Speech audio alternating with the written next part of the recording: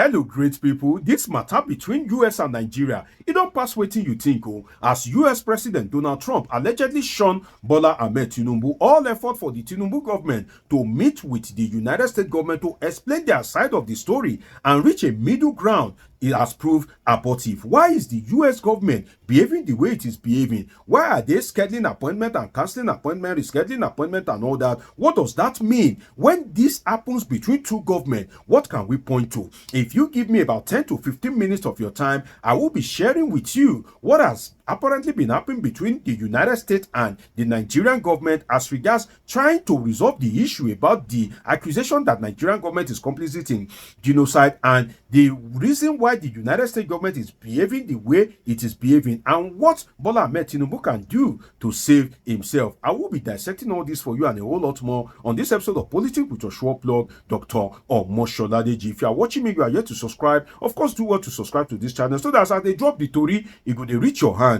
real time. Now let's dive into it. You see this issue that whether they buy Christian for Nigeria or they not buy Christian. You see, anytime the president of a country wants to meet the president of another country, you are giving priority, especially if what you want to meet that president for is a burning issue. This issue of declaring Nigeria a country of particular concern is a burning issue. The United States government have raised some issues and accusations against Nigerian government. The Nigerian government is trying to clarify it. So Nigerian government is naturally supposed to be given priority of audience, but that is not the case.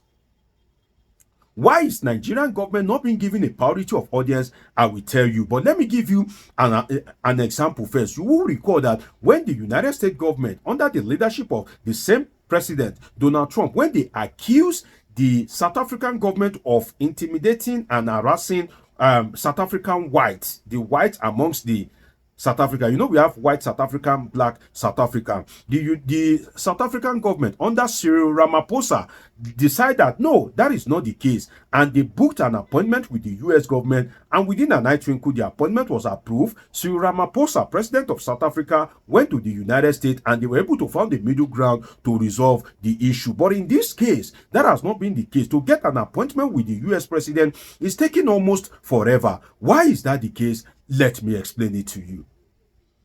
Apparently, from my lens as a political scientist, when an appointment is being cancelled, when there is a burning issue, particularly when it is the U.S. government that raised that particular issue that Nigerian government is complicit and not doing enough, if they cancel your appointment, or they are rescheduling your appointment, or they fail to give you appointment at an early time, it shows that the government of that country is not interested in you. It shows that they don't rate you. To use street balance, they don't value you. They don't see you as something where we say it is important, or they have already made up their mind not to have anything to do with you. That is what it implies, because ordinarily, president to president, there should be a priority of audience when there's any burning issue. So all these, canceling of appointment, reschedule of appointment, not being able to see Trump or the U.S. Vice President J.D. Vance, you will recall that the presidency of Nigeria made the announcement that, they will be seeing Trump in the next 1 or 2 days very soon. Then there was an announcement that Tinubu is supposed to meet with the Vice President J.D. Vance. All of a sudden, everything, it don't cancel. What is going on? You see, all what is going on implies that, with profound respect, Bola Tinubu is a nobody in the eyes of the U.S. government. That is what it implies. I'm speaking from my lens as a political scientist, not with emotions. To some of you, politics is emotions. But to me, it is an art. It is a verifiable field of study with undisputed scope and content. So to you, it may be emotions, but to me, it's verifiable and a prestigious field of study. Now, what this means, as I said earlier, is that Tinubu is apparently a nobody in the eyes of the U.S. government. Why would that be the case? Two reasons. It is either the data of the genocide before the U.S. is so overwhelming that they have a lot of information and they are like, why would any government allow this kind of a thing? Why are people being unalived in this manner? You will not know the kind of information that the US government has, not until you meet with the US government and they begin to unveil some shocking data to you. Then they will sweep your feet away that, oh, you did what you yourself did, do not know. They will bring it out to you. So it is either the data of the alleged Christian genocide before the United States government is so overwhelming, or this is the second point, investigation and security information about Tinubu's personality is so damning. It's either one of the two, overwhelming information or investigation about Bola Ahmed Tinubu and security report about him is so damning that the US government is looking at, this kind of person, we don't think we want to associate with this kind of person. And that can lead us to either maybe the drug file, because as at when President Donald Trump issued that particular social media post declaring Nigeria a country of particular concern, most of the US agencies, FBI, CIA, would have gone into the archives and be looking for anything that is helpful about the personnel of Bola Ahmed Tinubu, and that can tell them how Bola Ahmed Tinubu will reason, the likely action it would most likely take, and this will lead them to the alleged drug files. Now, going through the drug files, they might find some things there and be like, wow, we don't think we want to have anything to do with this kind of person. It may also be as regards the deals, the dealings, or lifestyle of President Bola Ahmed Tinubu. So there will be something about him or his government that is making the US government not to see him, not making seeing him a top priority. Now, if recent development, and I'm going into another realm now, and that's why if you are watching me and you're yet to subscribe, please subscribe to this channel. On this channel, as I usually say, we don't like anybody, we don't hate anybody, but we'll speak the truth, not minding whose ox is God. Now, let's go into another realm. If recent development is anything to go by, what is happening? If it is anything to go by at the moment, well, I can tell you that, a decision has apparently been taken against Bola Ahmed Tinubu. And I'm sorry to tell you so. A decision has been taken against him, either not to do anything with not to have anything to do with him or his government, or an invasion decision has been taken. It is one or both that I've just assert to you. A decision has apparently been taken against the government of Bola Ahmed Tinubu. And what I can say, if you understand the implication of that, or maybe if you don't understand, you may want to say amen to this prayer.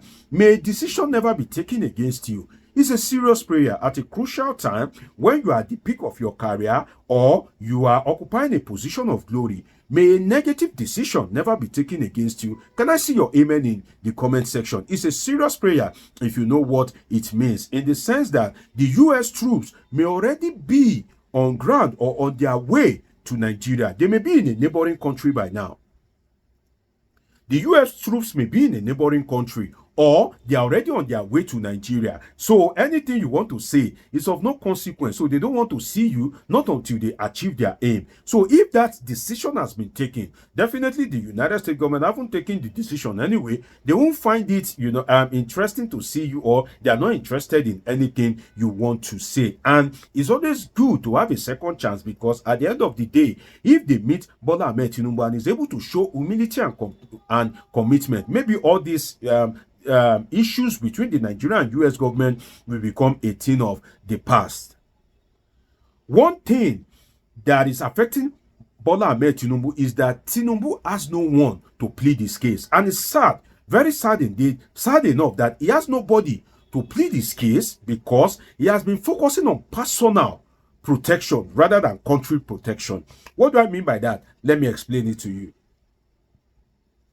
Bola Ahmed Tinubu has been focusing on personal protection rather than country protection, in the sense that when you are the president of a country, you are expected not to be personal, you are expected not to be sectional, you are expected to be national, which means that you are expected as the president of a country not to think about yourself, not to think about your ethnic group or your friends and family that is being sectional. You are expected to be national, which means that anything that you are doing, you should be thinking about the collective interest of the people. But now Tinubu has no person to plead his case before the US government, because he has been personal rather than national, in the sense that, let me give you two examples. On security, for instance, Nigerians are not secured. President Bola Tinubu, to secure himself, bought a presidential jet, bought a brand new car, that is very expensive, and he has made sure that he has been living a convenient life. And you'll be saying, no money, I feel your pain, oh please endure. But the truth is, are you enduring? Now, another thing is, as regards what I can call his occupation, and his occupation apparently is politics. It's only in Nigeria that you see people, you ask them, what is your occupation? They'll say, I'm a politician. When does being a politician become an occupation? It should be an art, it should be an exercise.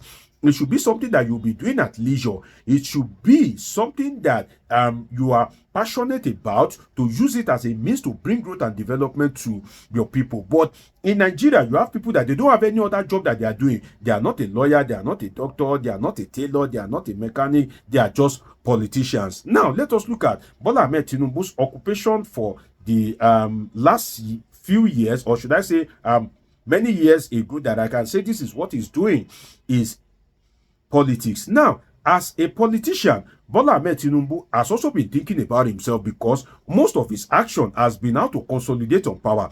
Anything 2027, anything, oh, the people are moving to the APC, anything, there is crisis in the other political parties, other opposition political parties. So when it comes to politics itself, Bola Ahmed Tinubu has been personal, in the sense that he has made more political achievement than he has made as a government, of as somebody presiding over the government of a country. To my mind, if they say Bola Ahmed Tinubu, score him politically, I will score him A. But if they say score him in terms of performance as the head of the government of a country, I doubt if I can give him C. Maybe I'll give him D or E. In fact, if I'm not in good mood and I'm misexamining, I can even fail him outrightly, because the promises that he has made to the people, he has not fulfilled majority of them. So that is why I said, looking at Bola Ahmed Tinubu, he has nobody to plead his case, because he has been personal. If he has been national, definitely he would have ambassadors in Nigeria. For instance, Nigeria has no ambassador in the United States after over 2 years, something that the United States will find insulting. The United States government of Donald Trump haven't discovered that Nigeria does not have an ambassador for over 2 years. They even find it insulting that, wow, we, global power, you have an embassy in our country and you don't have an ambassador. What do you take us for? You don't take us serious? Oh, then we don't need to take you serious as well. And don't forget that another thing why Trump may be shunning Bola Ahmed Tinubu is that he referred to Tinubu's Nigeria as an already disgraced country. So it means that Trump may have determined in his mind that he's going to bring Nigeria to shame, God forbid. So anything that you want to say, he has already taken his decision, and that is why maybe he's avoiding Bola Ahmed Tinubu. But if I can recommend to President, Mr. President, sir, my advice to you is that you need a change of team. There is too much incoherence, inconsistency, incoherence and inconsistent information amongst your team. They delivered fake news when you were in Brazil, when you were in Japan, when you were in UAE, and now it is impossible for them to be able to arrange and get you the next available appointment with the president of the United States. So if for anything you need a change of team, you need vibrant people that can help you to achieve your aim and that can make sure that you get what you want as a president, as at when you want it and as at when it will be useful to you. That is just my humble advice to you, Mr. President. I wish you the best. It's been an interesting time with you. Subscribe, turn on your notification button, catch up with my past video. See you in my next video. I love you all sincerely.